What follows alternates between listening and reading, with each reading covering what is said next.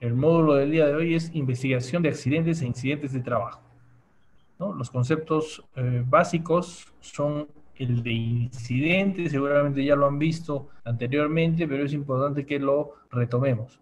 ¿Qué cosa es un incidente? El incidente nos dice el reglamento de la Ley de Seguridad y Salud en el Trabajo, ¿no? El Decreto Supremo 005-2012 nos habla que un incidente es todo suceso acaecido en el curso del trabajo o en relación a este, en el que la persona afectada no sufre lesiones corporales o, si es que la sufre, estas son pequeñas, ¿no? Y solamente requieren primeros auxilios. Un corte en el dedo agarrando un fastener, por ejemplo, ¿no? Un pequeño, es una pequeña lesión que no requiere más que la limpieza con el agua oxigenada o el alcohol, si es que no dice agua oxigenada, y una pequeña vendaje o lo que se llama el curita o la bendita, ¿no? O que no causa lesión, a veces un pequeño golpe, un traspiés. Eso es lo que nosotros llamamos un incidente. Ahora, después de este incidente, el siguiente concepto importante es el de accidente, que en realidad tiene mucha similitud a la del incidente, con la única diferencia es que genera, ¿no? Genera una lesión, ¿no? Produce, esta lesión es una lesión orgánica, una perturbación funcional, una invalidez o puede ser la muerte, ¿correcto? Y esta condición de accidente no necesariamente tiene que ocurrir en el centro de trabajo o dentro del horario de trabajo. Puede ocurrir fuera del horario del trabajo y fuera del centro de trabajo, siempre y cuando se esté desarrollando bajo la ejecución de órdenes del empleador o a través de alguna labor que haya sido ordenada por el empleador, ¿correcto? Entonces, la diferencia esencial entre un incidente y un accidente es el nivel de lesión que genera este. Y el tercer concepto, que es el de enfermedad ocupacional, ¿no? Que es la enfermedad pues contraída como resultado de la exposición a factores de riesgos relacionados al trabajo.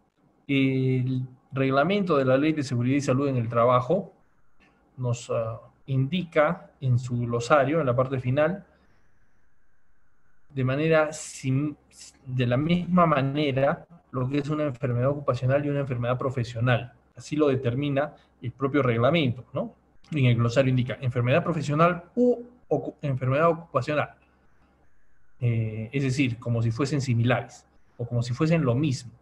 Hay mucha similitud, sin embargo, el término correcto es enfermedad ocupacional, ¿ya?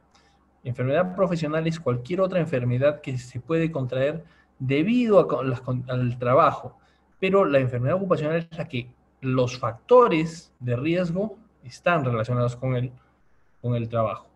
Es muy común hoy en día hablar del COVID, ¿correcto?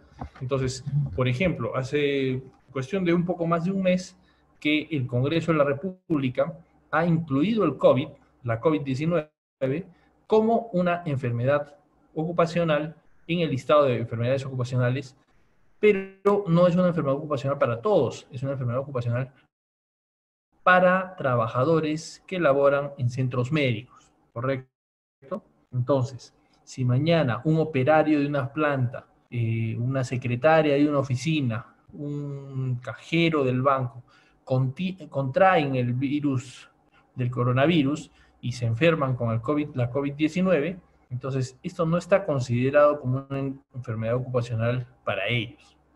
Pese a que lo hayan podido contraer de algún cliente, proveedor, compañero de trabajo. Sí está considerado como enfermedad ocupacional para quienes, por ejemplo, ejercen labores en un centro hospitalario, médicos, enfermeras, biólogos, incluso personal que no es asistencial, personal de limpieza, personal administrativo, etc. ¿Correcto? Entonces tenemos aquí un pequeño cuadrito en donde vemos la accidente y enfermedad ocupacional. Ahora bien, dentro de incidente también hay un tema a tomar en consideración y es el incidente peligroso. Entonces, hemos hablado que el incidente es aquello que no genera daño en el trabajador, pero un incidente peligroso no está normado o no está establecido parámetros objetivos de determinarlos, pero es entendible que es aquel incidente, es decir, aquel que no ha generado daño, pero que por sus características, ¿no?, ha sido un suceso potencialmente riesgoso. Es decir, no es lo mismo que, por ejemplo, haya habido a ver, vamos a poner el siguiente ejemplo, ¿no? No es lo mismo que haya explotado un caldero, que de repente explotó, generó algún daño dentro de las instalaciones, pero no lastimó o generó ninguna lesión en algún trabajador, por tanto es un incidente. No es lo mismo ese nivel de suceso que, por ejemplo, algún otro pequeño evento en donde un trabajador pues se haya, digamos, cortado el dedo, ¿no? Entonces, aquellos que son potencialmente riesgosos se denominan incidente peligroso. ¿Y por qué es importante hacer una marcada referencia con esto? Porque la ley obliga al empleador a tomar registro y a notificar al Ministerio de Trabajo inmediatamente, dentro del plazo de 24 horas, obliga a reportar los accidentes de trabajo mortales y los incidentes peligrosos, ¿ya? Ustedes como prevencionistas o como profesionales que se están formando para ser prevencionistas van a ser en muchos casos las personas responsables y encargadas de poder realizar no solo la investigación, sino a veces la investigación preliminar o el reporte preliminar. Y en algunos casos van a ser ustedes quienes tengan que elaborar el informe de notificación al Ministerio de Trabajo de los accidentes de trabajo mortales o de los incidentes peligrosos. Entonces, el accidente de trabajo mortal, su nombre lo indica, es evidentísimo, cuando hay la muerte de un trabajador. El incidente peligroso, como les había dicho, no hay un parámetro establecido para lo que alguien podría decir, este es un incidente peligroso. Hay quienes podrían refutarlo y decirle, no es tan peligroso. Y en esa discrepancia que precisamente hay empresas que no reportan los incidentes, que a criterio de la inspección de trabajo sí son incidentes peligrosos y debieron notificarse. Y por tanto, generan una sanción, una multa. ¿Ok? Ahora, hemos hablado de lo que es incidentes, accidentes de trabajo, enfermedades ocupacionales, y los accidentes a su vez se clasifican de diferente forma. No se visualiza. Ya, no se visualiza. Caramba, mil disculpas, no se visualiza la gráfica, parece que por la versión de mi PPT.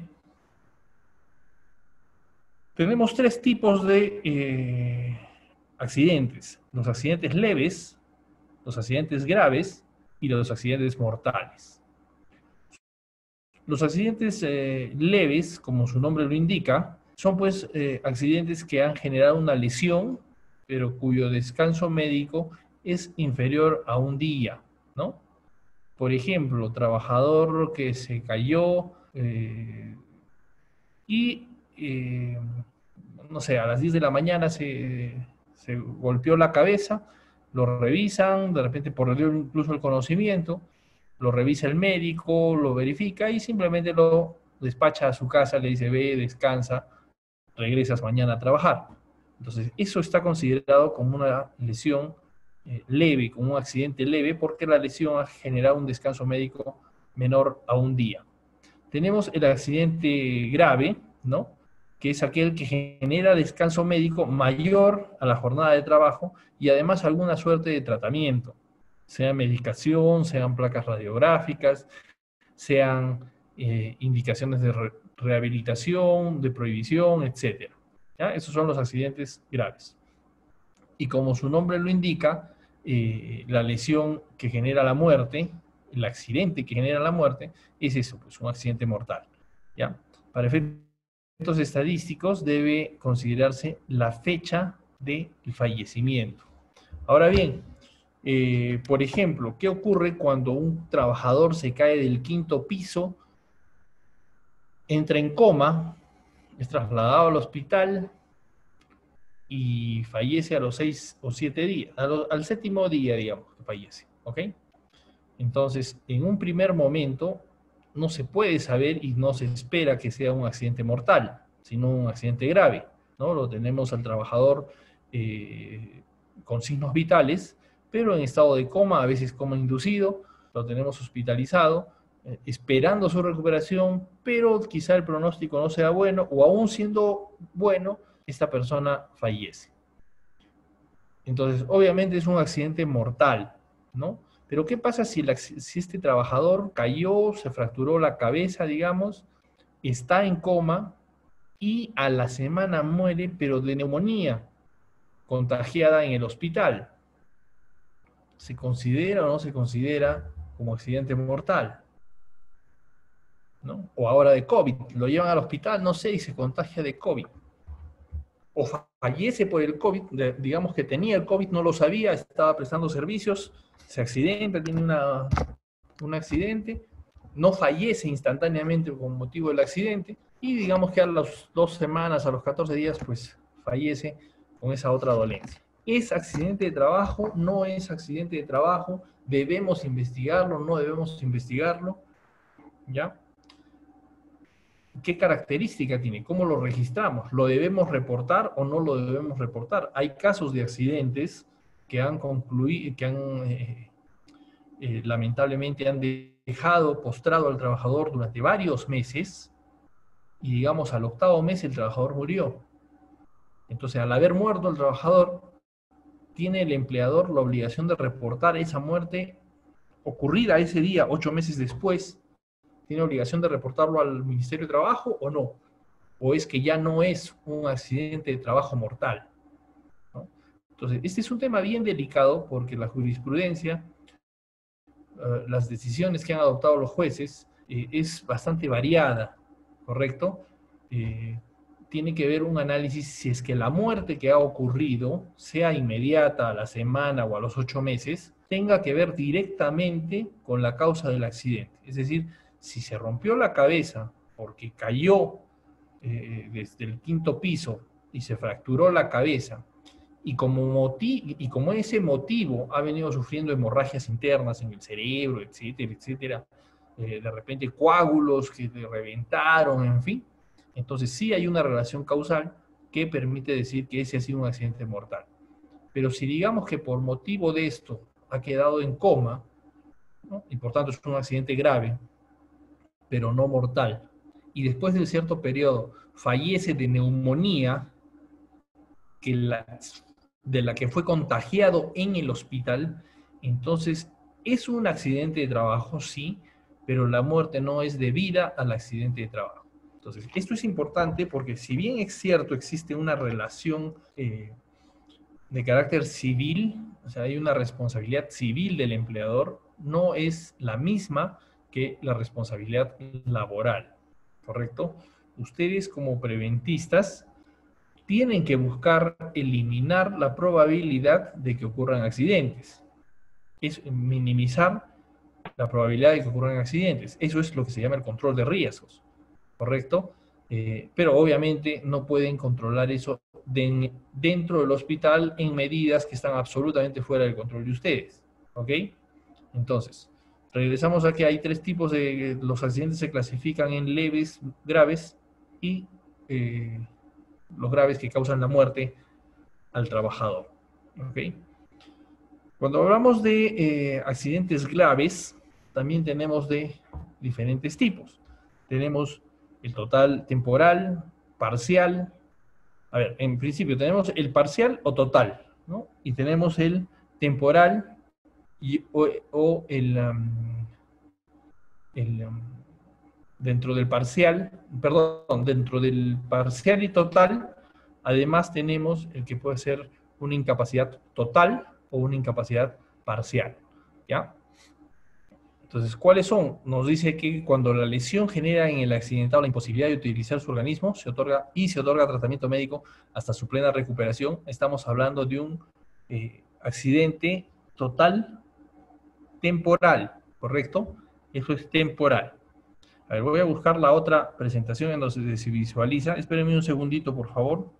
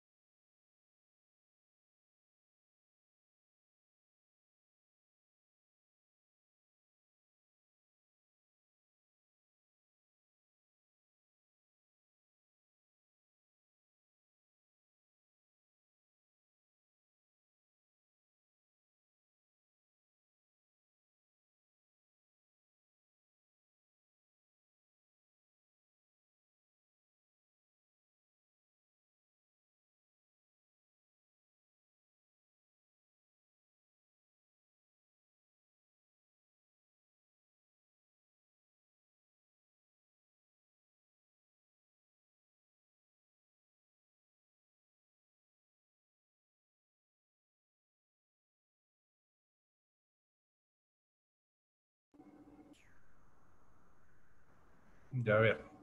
No, tengo problemas con la configuración de mi PPT. Ya, entonces estábamos que en el accidente de carácter grave, el total temporal es aquel que cuando la lesión generado en el trabajador, ¿no? Ha generado la imposibilidad de utilizar su organismo, ¿no? Obviamente que esto genera pues, un tratamiento médico que logra su recuperación, ¿no? Por otro lado, tenemos el accidente parcial permanente, ¿no? Cuando esta lesión genera la pérdida parcial de algún miembro u órgano o de las funciones del mismo, ¿no? Puede no perderse el miembro, pero sí las funciones del mismo. Este es parcial permanente. Y total permanente, obviamente, cuando hablamos ya de una lesión que genera la pérdida anatómica o funcional de algún miembro, ¿no? Se considera desde el dedo meñique, o sea, desde la parte más pequeña que tenemos en el cuerpo, ¿no? Si se pierde el brazo, la pierna, una amputación, etcétera, ¿no? O cuando implica, por ejemplo, algún accidente que al operar, pues le tienen que quitar, digamos, un pulmón, ¿no? O medio pulmón, ¿no? Implica que ya ese es total permanente. Ya, tenemos un pequeño, acá 6 preguntitas, ¿no? Por ejemplo, una fractura de tobillo con 3 meses de descanso médico. ¿Qué tipo de accidente es este, no? A ver, ¿quién en el chat levanta la mano o opina? A ver. Les escucho, muchachos.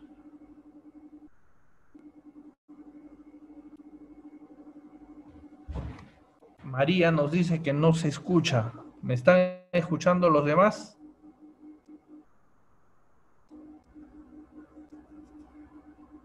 Sí. Sí. María es que no me escucha. Ya. A ver, ¿qué cosa es una fractura de tobillo? Un trabajador que bajando las escaleras, digamos, se torció el tobillo, se fracturó y le dan 3 meses de descanso médico. ¿Qué tipo de accidente es? Primero, ¿es mortal? ¿No es? ¿Es leve o es grave? Por el chat escriban, jóvenes.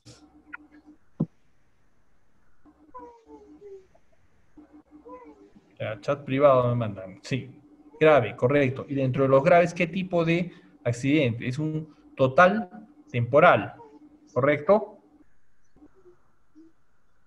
¿Sí? ¿Qué habíamos dicho de un accidente total? Total temporal es la primera definición que habíamos visto, es cuando la lesión genera en el accidentado la imposibilidad de utilizar su organismo. Se otorga tratamiento médico hasta su plena recuperación. En el caso de una fractura de tobillo, claro, se le va a entablillar, se le va a vendar o se le va, bueno, a enyesar hasta su recuperación. ¿Correcto? A ver, la disminución de la capacidad auditiva del trabajador en el centro de trabajo con máquinas industriales con ruidos superiores a los 100 decibeles. ¿Esto qué cosa es? ¿Esto es un accidente de trabajo o es una enfermedad ocupacional? ¿Qué sería? A ver, ¿esto sería un accidente o sería una enfermedad ocupacional? La disminución de la capacidad auditiva.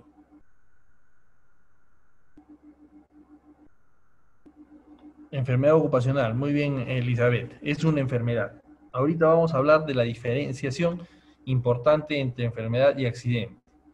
La contusión por caída con retorno al día siguiente, ¿no? Alguien se cayó bajando las gradas, ¿no? Y tuvo un golpe, la revisaron a esta señorita y le indicaron que retorne a laborar al día siguiente. ¿Qué tipo de accidente es?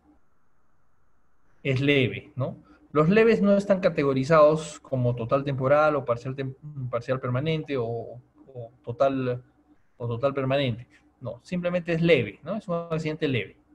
El resbalón sin daños y el trabajador continúa con su labor. Eso nos ha pasado a todos. En algún momento, bajando las gradas, nos hemos resbalado, pero no nos hemos llegado a caer. ¿Eso qué sería? ¿Sería un accidente o un incidente? Es un incidente. Muy bien. ¿No? El quinto, a ver, la secretaria sufre un corte y sutura de 5 puntos en la mano. Retorna a laborar con seguimiento de limpieza y retiro de puntos. es leve, ¿verdad? Es leve porque, como indica acá, retorna a laborar. Le ponen puntos en la mano, 3, 5 puntos, que es una lesión bastante leve. Y la última, al operar en un equipo de oxicorte, se genera fuga de acetileno, es advertida por los trabajadores y se ordena la evacuación del centro de trabajo. ¿Qué cosa sería esto? ¿Esto sería un accidente o un incidente? Un incidente peligroso. Muy bien. Es un incidente y dentro del incidente es un incidente peligroso por el potencial riesgo que ha podido causar. ¿Ok? Ahora, otro tema que ustedes van a tener que manejar como prevencionistas es el siguiente.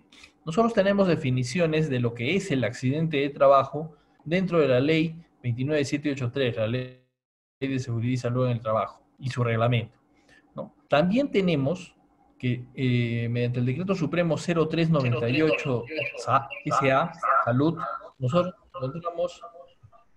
Alexander, tu audio, por favor.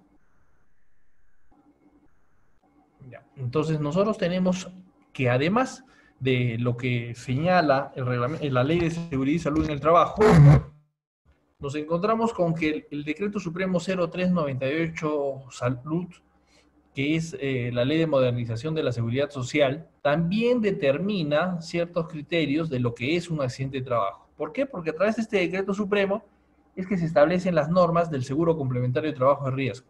¿Ok? Y dentro de esta norma señala, por ejemplo, qué cosa no es accidente, excluye lo que es accidente, ¿no? Y dice que el que se produce en el trayecto de ida y retorno al centro de trabajo, aunque el transporte sea realizado por cuenta de la entidad empleadora en vehículos propios contratados para tal efecto.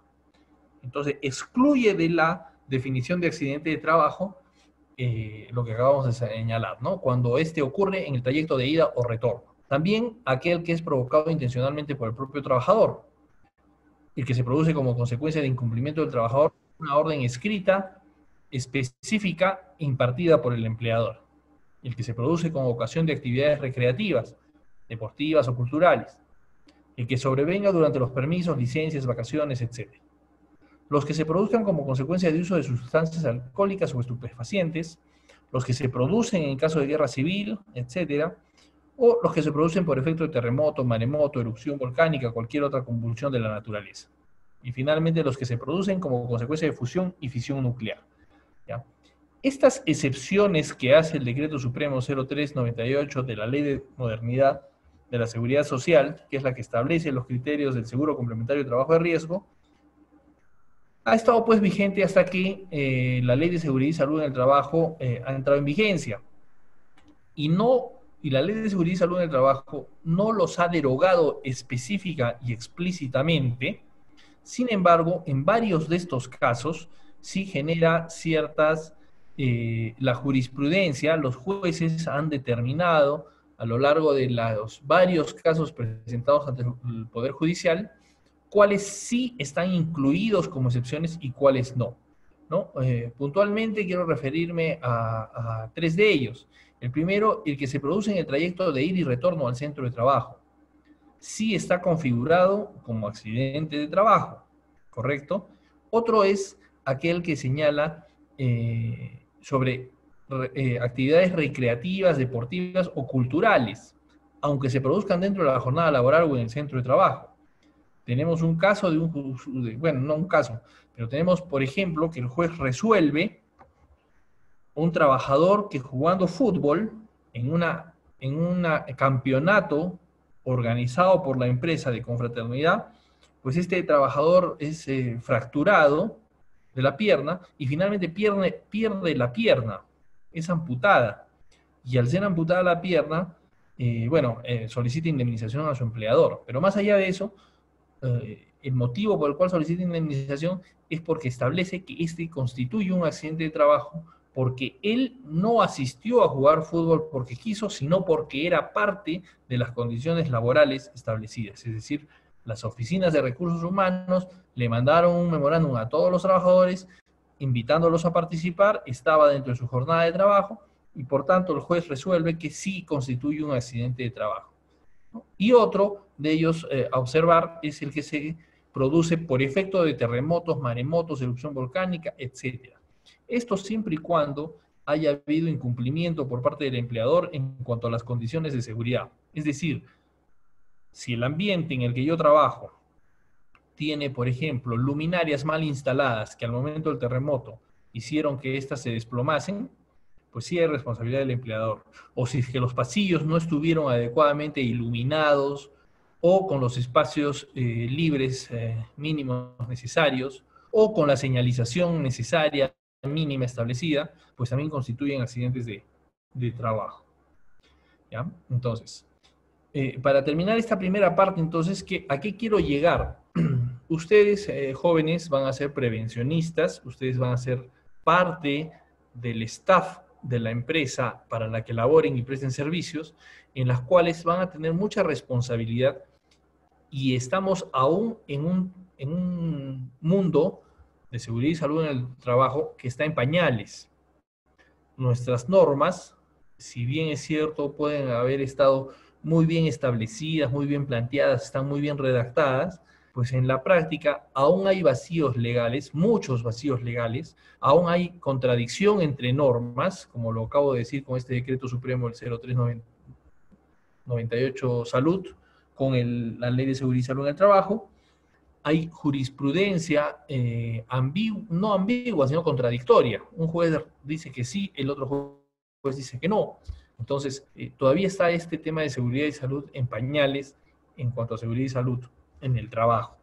Entonces, ustedes tienen que adoptar ante esta situación una posición mucho más previsora, de mucho mayor cuidado, de mucha mayor preocupación, por cuanto vamos a tratar el tema en un momento, porque hay una responsabilidad de carácter penal. ¿Para quiénes? Para los responsables del empleador. ¿Ya? ¿Cuál es la normativa nacional que se aplica? Ustedes saben que, bueno, la normativa es la Ley 29783, la Ley de Seguridad y Salud en el Trabajo, ¿no? Que nos habla del principio de responsabilidad. El principio de responsabilidad nos señala que el empleador asume las implicancias económicas, legales y de cualquier otra índole a consecuencia de un accidente o enfermedad que sufre el trabajador en el desempeño de sus funciones o a consecuencia de él conforme a las normas vigentes, ¿no? Entonces, el empleador, sea cual fuese el accidente de trabajo ocurrido, asume las implicancias económicas, legales y de cualquier otro índole que hubiese, responsabilidades civiles, administrativas, en fin.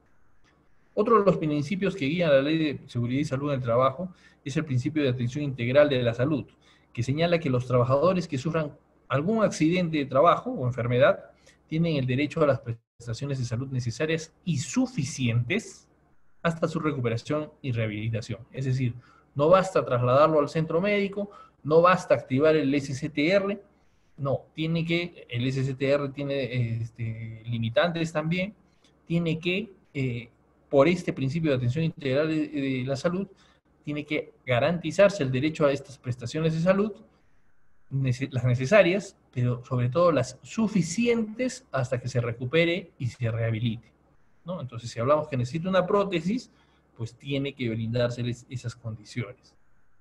¿Ya? La Ley de Seguridad y Salud también nos señala, en el artículo 53, nos habla sobre la indemnización por daños a la salud, que es diferente a la responsabilidad laboral. Ahorita vamos a conversar al respecto. También nos habla esta ley, en el artículo 68, en el inciso C, nos habla de la responsabilidad solidaria.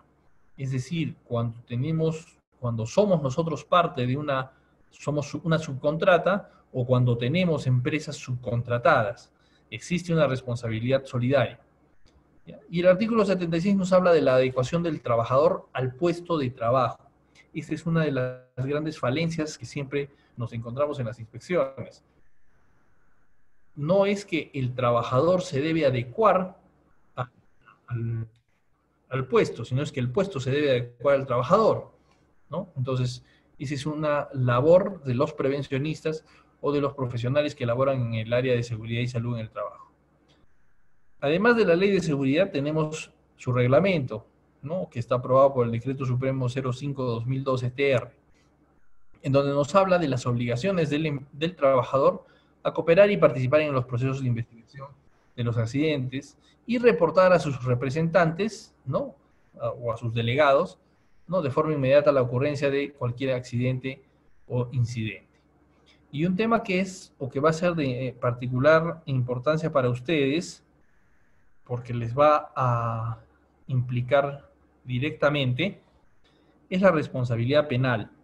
Hasta antes de la dación de la ley 29783, nosotros teníamos que las responsabilidades del empleador cuando ocurría un accidente se limitaban a responsabilidades administrativas y responsabilidades civiles. Es decir, administrativas, ¿qué implica? Que el Ministerio de Trabajo en ese entonces, ahora SUNAFIL, realizaba una fiscalización, verificaba, evidenciaba que había habido incumplimientos por parte del empleador e imponía una multa, una sanción, ¿correcto? Por ejemplo, el caso de estos muchachos de McDonald's, ¿sí? Que fallecieron a fines del año pasado, ¿no? Electrocutados, dos muchachos. Pues la multa ha ascendido a algo de 800.000 soles. Esa es una sanción administrativa, es una responsabilidad administrativa, 800.000 soles, que son para el Estado como multa por incumplimiento de las normas laborales. Una segunda responsabilidad es la responsabilidad civil, es decir, una indemnización. Los familiares, los deudos de estos dos jóvenes que fallecieron, han iniciado un proceso, si no legal, de repente de transacción extrajudicial, de conciliación, en donde le están demandando a la empresa que recibir el pago de una indemnización por la muerte de los muchachos, por el costo que les ha implicado todo el momento malo que les ha tocado vivir, y algo que pueda sopesar, digamos, la pérdida de estas personas, ¿no? El proceso judicial aún no ha concluido, pero una vez que concluya, obviamente, pues va a haber ahí una obligación de la empresa de pagar. Esa es una responsabilidad civil. Pero la ley 29783, aparte de estas dos responsabilidades que ya existían desde antes, incorpora una nueva que es la responsabilidad penal. ¿Por qué? Porque la ley 29783 modifica el Código Penal, en su artículo, en sus disposiciones complementarias, modifica el Código Penal y establece que ya es una sanción penal, es decir, la responsabilidad de la ocurrencia de un accidente y la muerte de un trabajador o su daño total y permanente, pues implica una responsabilidad penal, es decir, la persona, ya no hablamos de empresas que tengan que pagar indemnizaciones o multas, hablamos de persona. La persona responsable de este accidente, pues puede ir a prisión, puede perder su libertad, puede tener una pena privativa de la libertad. Ahora, ¿quién es esa persona? Y ahí es donde, lamentablemente, a lo largo de estos años, se ha venido evidenciando que no son quienes deberían ser, es decir, los gerentes.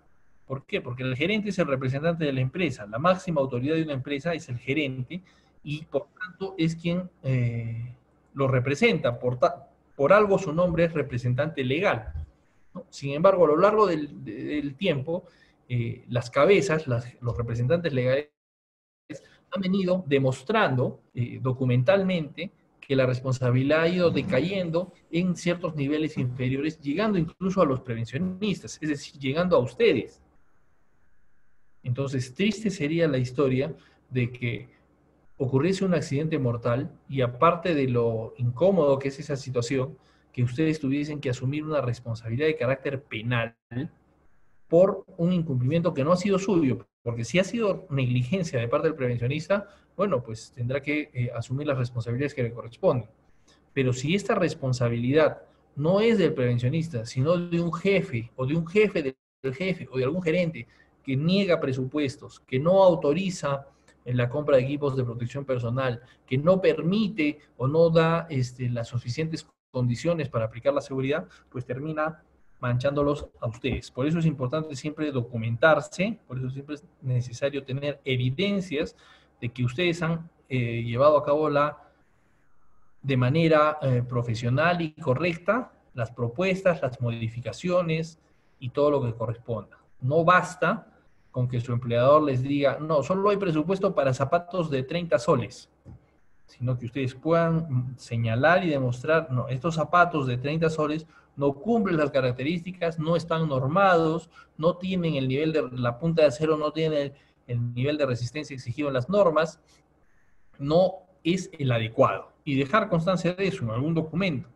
de manera tal que si ocurriese un accidente, puedan ustedes señalar, se observó.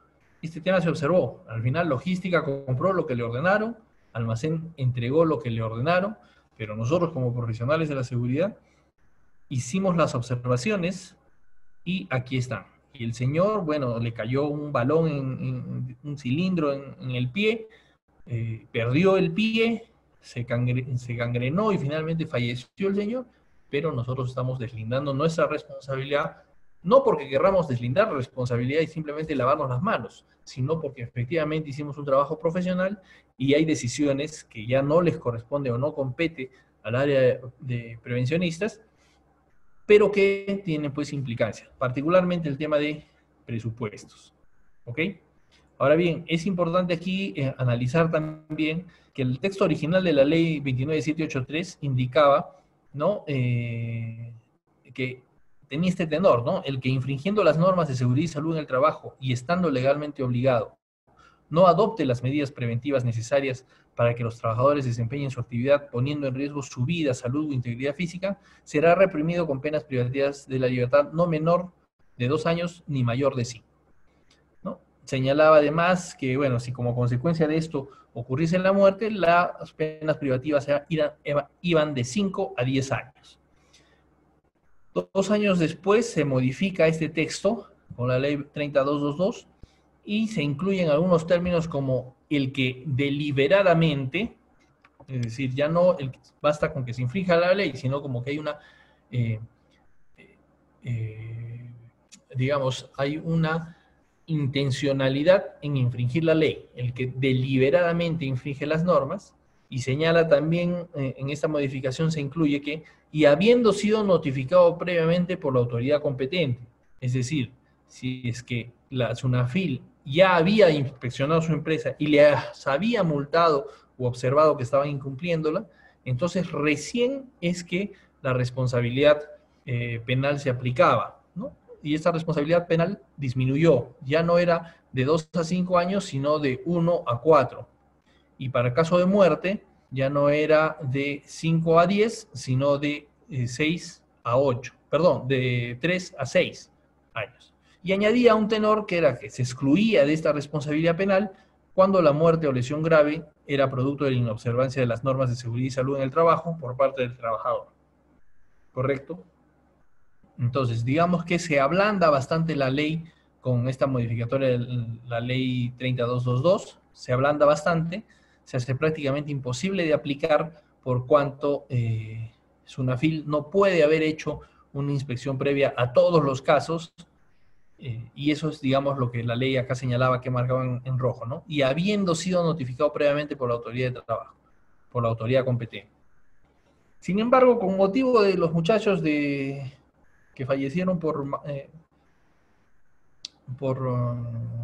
el restaurante de comida rápida, el de McDonald's, se vuelve a modificar la norma, ¿no? Con el decreto de urgencia 044-2019, que salió a fines del año pasado, ¿no? En donde ya eliminan esta parte marcada en roja en el anterior y ya no hay necesidad de esta notificación previa, ¿ya? Asimismo, también eliminan la parte que dice que se excluye de responsabilidad penal cuando la muerte o lesión es causada por la inobservancia de normas de seguridad por parte del trabajador, ¿ya? Entonces, nos encontramos ahorita en este último tenor, es lo que está vigente, y dice el que deliberadamente infringiendo las normas de seguridad y salud en el trabajo, y estando legalmente obligado, ponga en peligro inminente la vida. Ahora bien, este deliberadamente, este término de deliberadamente, lo que hace en realidad, en términos legales, es deslindar la responsabilidad del gerente y la traslada a niveles jerárquicos inferiores, a jefes de seguridad, a prevencionistas, en fin. Porque claro, es más fácil probar que, por ejemplo, el gerente general de McDonald's no tuvo ningún tipo de intención de causar la muerte de estas personas. Pero, y este término de deliberadamente sí le da más peso al administrador de esta tienda, de este local de McDonald's, porque finalmente él estuvo informado de que habían problemas de electricidad, de descargas eléctricas, y no tomó ninguna medida. Entonces, exactamente lo mismo va a ocurrir cuando en una obra de construcción civil, por ejemplo, hubiese algún derrumbe.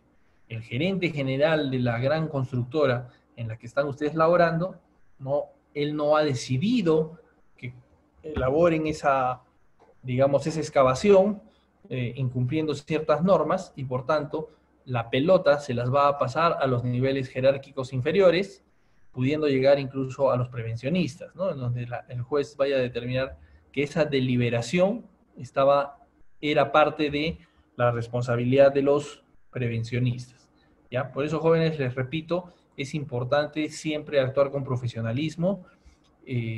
Muchas veces vamos a colisionar con nuestros jefes, vamos a colisionar con la gerencia que nos va a decir, tú no te pones la camiseta, tú no estás pensando en el presupuesto de la empresa, que vamos a gastar mucho dinero, etcétera, etcétera. Y está bien, hay decisiones que no nos corresponde a nosotros adoptar, pero tenemos que ser muy técnicos y muy profesionales en señalar qué es lo que corresponde hacer y qué es lo que no se corresponde hacer. Cuando ustedes laboren en empresas en donde tengan que lidiar, por ejemplo, con sindicatos, sea del sector privado o del sector público. Los más complicados, digamos, en el sector público, cuando hablamos de trabajadores de limpieza pública, ¿correcto? Les van a pedir, pues, cosas carísimas. Les van a pedir zapatos Caterpillar de 800 soles. Se los van a pedir y es su derecho pedirlo también, y ojalá se les pudiese dar. Pero hay un tema presupuestal que generalmente no permite que se les dé, ¿no? Entonces, por el otro extremo, hay empleadores que van a quererles dar zapatos de seguridad de 25 soles, que ustedes saben que existen en el mercado, pero que en realidad no son zapatos de seguridad. Tienen una cubierta, esa punta de acero no es de acero. Es una punta, sí, pero no es de acero, sino de una lata que no soporta el mayor peso. Entonces es solamente para hacer, digamos, la finta que tiene un zapato, y eso no es, pues, lo correcto. Entonces son ustedes quienes tienen que verificar las condiciones, que cumplan las normas técnicas. Y lo mismo ocurre con los lentes, con los tapaoídos, etcétera, etcétera, ¿no? Con arnés, con todo tipo de producto que tiene que cumplir ciertas normas y que ustedes son los profesionales adecuados. Igual, el colocar barandas, el colocar tal o cual condición de seguridad, depende de la responsabilidad de ustedes. Ya tenemos un pequeño casito aquí, ¿no? Nos dice que el trabajador albañil se apersona al prevencionista de seguridad de la empresa e indica que hace 8 días, mientras llevaba tablones a la carpintería, se tropezó y se dobló el tobillo. Producto de esto, sintió un dolor, pero que tan solo se frotó porque no le dio importancia. Sin embargo, en estos días, a pesar de las frotaciones, el dolor no se desaparece y presenta ahora una hinchazón, ¿correcto? Entonces, este es un caso muy real. Es real, no es un caso inventado, no, es muy real que el trabajador viene y dice, sí, eso me pasó hace algunos días. Y nos encontramos ante esto con esta pregunta: si usted es el prevencionista, ¿qué haría y qué acciones tomaría? Primero, ¿esto se reporta o se considera como un accidente de trabajo o no? Esa es la primera pregunta. Y aquí nos encontramos ante dos situaciones. La primera, respondemos que no es un accidente de trabajo, porque el accidente de trabajo tiene que tener una atención inmediata, etc. No tenemos certeza de que ocurrió ahora, pudo haber ocurrido en su casa, pudo haber ocurrido, dice que hace 8 días, o sea, ha habido ahí un día de descanso de por medio. Pudo ser que en su día de descanso pues fue a jugar una pichanguita de fútbol, nosotros no lo sabemos. Entonces, una primera posición podría ser: esto no es accidente de trabajo, ocurrió hace 8 días, no me molestes, hasta ahí nomás. Y la otra posición es: sí, pues sí puede ser un accidente de trabajo. En todo caso, podría ser un accidente de trabajo y requiere que se haga la investigación.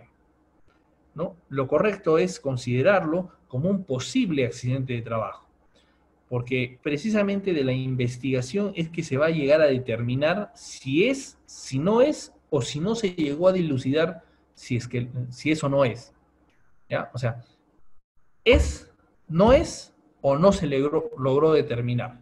Pero de la investigación vamos a poder nosotros ver dónde estabas cuando te tropezaste, con quién estabas cargando. No, que lo estaba cargando yo solo, pero ¿qué dice el procedimiento? El procedimiento dice que las tablas se trasladan entre dos personas. Entonces tú has incumplido. Se va dejando constancia de ciertas cosas. No, sí estaba con mi compañero Juan Pérez. Ok, que venga Juan Pérez, vamos a entrevistarlo. ¿Tú te acuerdas?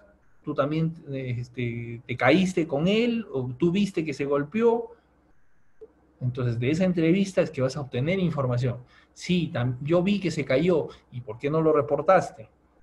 ¿Por qué no lo dijiste? Tenías que no solo socorrerlo, sino, o recomendarle SOAT, sino decirle, oye, no, que ya no me duele. Ok, dejamos las tablas y vas a enfermería, al jefe de recursos humanos, a tu jefe inmediato, al gerente, al vigilante o a quien corresponda, y le dices, al prevencionista o a quien corresponda, y le dices, por si acaso me tropecé, he tenido una pequeña torcedura, un tropezón, no me está doliendo, y punto. Y al día siguiente le dices, ya me está doliendo un poquito menos o un poquito más. Entonces se hace esa investigación. Dentro de la misma investigación, ¿dónde es que te tropezaste? No, pasando por ahí porque, no sé, de repente el camino, la ruta, hay algún espacio en donde el piso no está igualado, donde de repente no hay la suficiente iluminación. Entonces, esa investigación tienen ustedes que hacerla, identificar. ¿Dónde fue? En tal sitio. Hay poca iluminación. Ok, incrementar la iluminación. ¿Ya? Pero no se puede soslayar, no se puede obviar, no se puede simplemente tapar los ojos y decir, como ocurrió hace 8 días, entonces no es un accidente de trabajo. Eso no se puede hacer, eso va contra la norma. Lo que pueden ustedes hacer es culminar diciendo, ¿no? No hay testigos, no hay evidencia, el trabajador señala que por falta de iluminación se tropezó, pero en la zona hay iluminación, por la hora hay luz del día, ¿no? O no era la ruta por la cual debía transitar, etcétera. Y concluyen en que no hay evidencias de que el accidente fue tal, ¿no? Entonces, ¿se reporta como accidente de trabajo? Sí. No tengamos temor en llenar nuestros registros de accidentes, aun cuando son presuntos, ¿ya? Aun cuando son presuntos. Yo puedo llegar y decir, ¿sabe qué? Me ha caído algo en la cabeza. ¿Qué cosa? No sé, pero me ha caído algo en la cabeza. Bueno, hay que investigarlo. Y podrá concluir, como les digo, que efectivamente cayó una herramienta del tercer piso, o que no cayó, o que el trabajador pues no ha demostrado, o las evidencias no han no han conllevado a determinar que ha ocurrido el accidente de trabajo. ¿Es necesario realizar la investigación? Sí. ¿Para qué? Precisamente para tomar acciones de mejora continua, dependiendo, repito, de la investigación. Mejorar la iluminación, un protocolo, reforzar la sensibilización a los trabajadores de que cuando ocurriese algún accidente tienen que reportarlo, decirlo a la inmediatez. ¿Ok?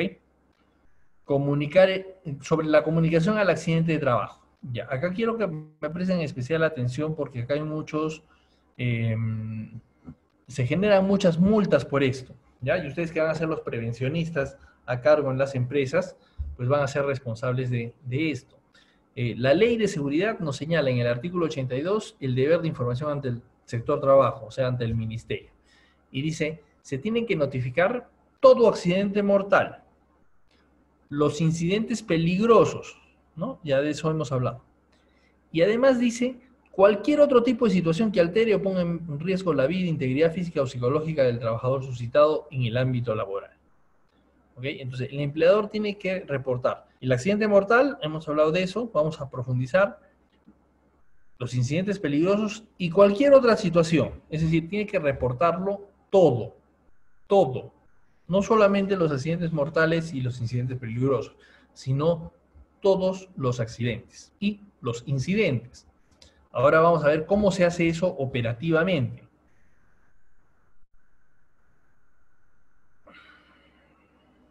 Bueno, acá habla que si no hay internet, bueno, la notificación se hace mediante la página web del Ministerio de Trabajo, tiene un sistema de reporte de accidentes de trabajo, ¿ya? Y si no hay internet, pues en el mismo reglamento hay dos formatos en donde se llena esta información y se presenta en el mismo ministerio si es que fuese el caso de que hay problemas de carácter técnico, ¿no? De acceso al internet. Respecto a los subcontratistas, también la ley señala que lo reporta tanto la empresa principal como la subcontrata, ¿ok? Ahora, en el reglamento de la ley da los términos generales. Dice, se reportan los accidentes de trabajo, se reportan los incidentes peligrosos y se reportan todo lo demás. ¿Ya? La ley así lo establece. Y el reglamento ya nos precisa algunas cosas. El reglamento nos precisa que se considera cumplida la obligación de comunicación, es decir, de lo que hemos hablado antes, cuando se trata de enfermedades o accidentes no mortales. Esto se considera cumplido con la exhibición del registro ante la inspección del trabajo. ¿Ok? Entonces, ¿qué significa? Significa que cuando nosotros sabemos, ya hemos hablado que los accidentes de trabajo mortal e incidentes peligrosos se tienen que notificar al Ministerio de Trabajo dentro de las 24 horas de ocurrida, ¿correcto? Si ocurrió hoy día, sábado 11 a las 7:12, pues tengo hasta el domingo 12, hasta las 7:12 de la noche, para reportar el accidente de trabajo mortal o el incidente peligroso. Y a la vez, si es que no fuese un accidente mortal, entonces yo tengo que reportar esto al Ministerio de Trabajo. ¿Cómo lo reporto? El reglamento nos dice que se considera cumplida esta obligación cuando se exhibe a la Inspección de Trabajo el registro del accidente o de la enfermedad ocupacional. ¿Ya? Entonces, cuando ocurre cualquier accidente o incidente, nosotros debemos llenar un registro. Cuando este accidente es mortal o el incidente es peligroso, tenemos que notificarlo en 48 horas. En 24 horas, perdón. Y cuando no es mortal o incidente peligroso, entonces tenemos que tener el registro a disposición porque se va a dar por cumplida esta obligación de reportarlo al ministerio cuando nos los pida la inspección. Entonces, mañana viene un inspector, o dentro de un mes, o dentro de 4 años, ¿sí? Y nos va a decir, señores, ustedes quiero ver sus registros de accidentes o sus registros de incidentes, ¿no? Entonces, en ese momento ustedes tienen que cumplir con presentarlos para que se dé por cumplida esta obligación de comunicar todos los incidentes y los accidentes. A veces encontramos este inconveniente de que no lo hemos registrado, no hemos llevado a cabo investigación, no contamos con el registro, ¿no? O el registro ya lo hemos desechado. Recordemos que los registros de accidentes se tienen que guardar durante 10 años. ¿No? Entonces, este es un tema importante que tenemos que tomar en consideración. ¿Ya?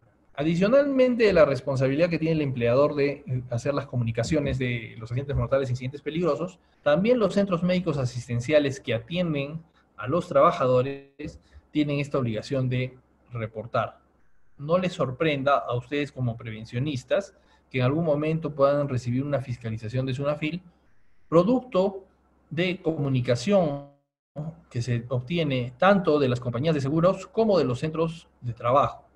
De los centros médicos, perdón, ¿no? Los centros médicos reportan y eso se consolida y hay ocasiones en donde se advierte, por ejemplo, que tal empresa o que tal obra civil, ¿no? Tiene varios accidentes menores, accidentes graves, pero que no son, digamos, que no son mortales o que no han generado muchos días de descanso, fracturas, etcétera, en donde, por ejemplo, se consolida esa información y se genera una orden de inspección y les aparece la fiscalización en sus centros de trabajo. También ocurre que hay empresas que los centros médicos tienen la obligación que ante la sospecha de accidente de trabajo también lo reporten ante SUNAFIL.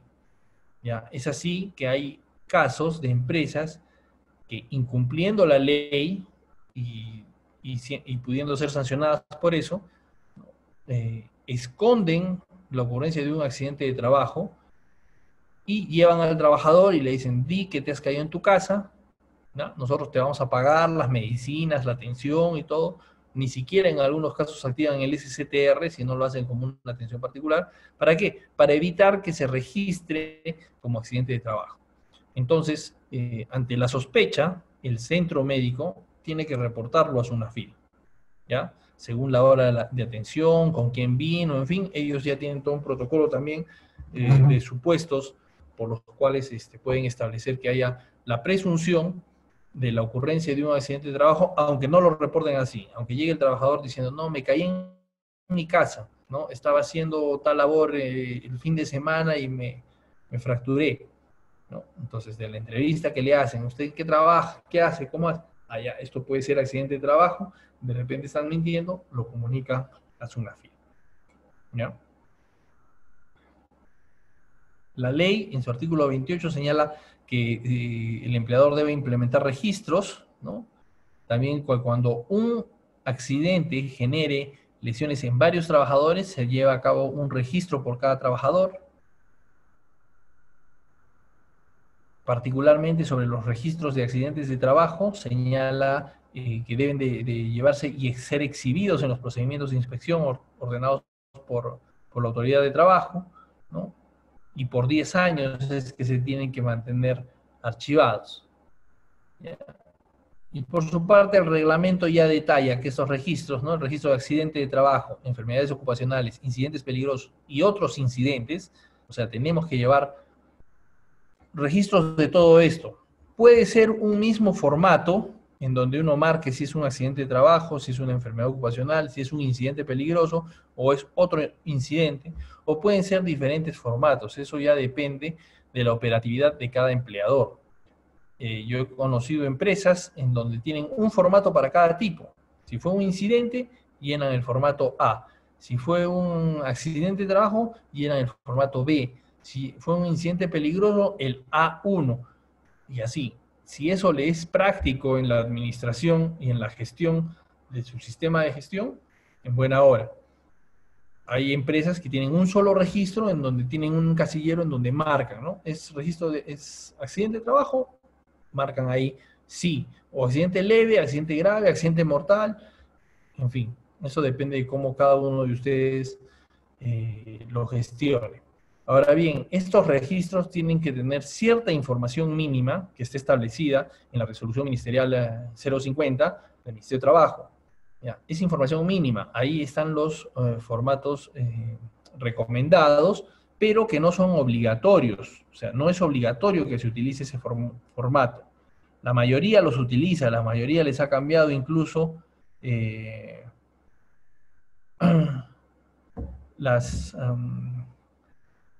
la mayoría les cambian, solamente les ponen solamente su logo encima y punto. Puede ser, ustedes pueden gestionar eso, ustedes pueden ver, pueden utilizar ese mismo formato, pueden mejorarlo, pueden adicionar la información que consideren útil. Pero hay información mínima que está contenida ahí que deben ustedes considerarla, ¿ya? El registro de enfermedades ocupacionales se tiene que archivar y mantener en archivo durante 20 años. La de los accidentes durante 10 y los demás registros por 5 años, ¿ya? Cuando la ley también nos exige que los registros de los últimos 12 meses deben estar en archivo activo, es decir, deben estar a disponibilidad. Y todos aquellos registros que superen los 12 meses pueden estar en archivo pasivo, es decir, en algún otro sitio. Ustedes me pueden decir, por ejemplo, el almacén central de nuestra empresa queda en Lima, y ahí está pues guardados los archivos. Entonces, ante una inspección, la inspección tiene que darles el plazo razonable para que esos archivos, esos registros puedan venir desde Lima y puedan ser tramitados acá en Arequipa. Pero si hablamos de los 12 últimos meses, eso debe estar en archivo activo, es decir, a disponibilidad. No significa a disponibilidad inmediata, ¿no? Pero sí significa que en el plazo máximo de 3 días puede estar a disposición, porque 3 días es el promedio de días que les va a dar la autoridad de trabajo para que puedan presentar documentación, ¿no? Acá están, bueno, los formatos de los registros de accidente, ¿no? Como les decía, la información mínima, ¿no? La razón social, el domicilio, cuántos trabajadores tienen SCTR, la antigüedad en el puesto de trabajo del trabajador, a qué hora ocurrió el accidente, si es que este accidente, cuándo se inició la investigación, el lugar donde ocurrió, qué medidas correctivas han adoptado, etcétera, etcétera. ¿Ya? Entonces, hasta aquí la parte introductoria de lo que son los incidentes, los accidentes, las enfermedades ocupacionales, por qué estamos obligados a llevar a cabo los registros y la investigación, y vamos a pasar ya al caso de la investigación de accidentes de trabajo. Nos damos un break de 10 minutitos, son las 7:20 tengo yo acá, 7:30 en punto, estamos arrancando con la segunda parte, ¿correcto? Para tener al final las preguntas. ¿Correcto, jóvenes? 7:30 continuamos